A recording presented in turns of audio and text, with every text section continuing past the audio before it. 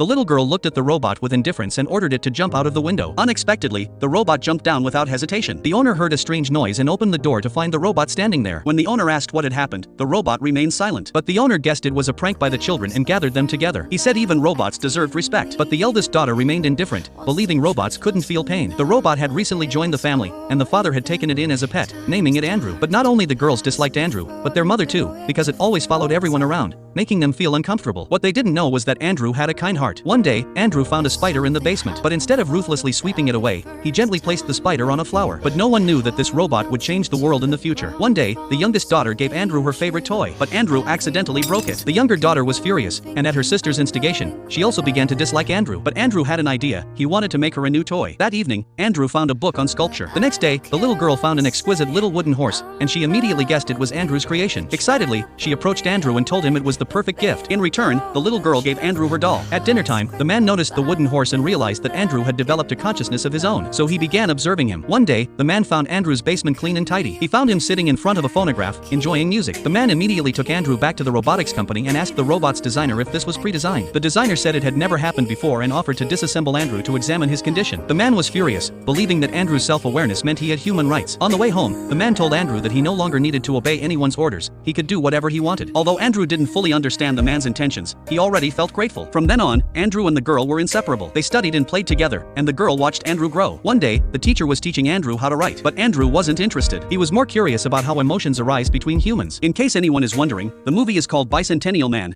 Make sure you subscribe for more movie explanation.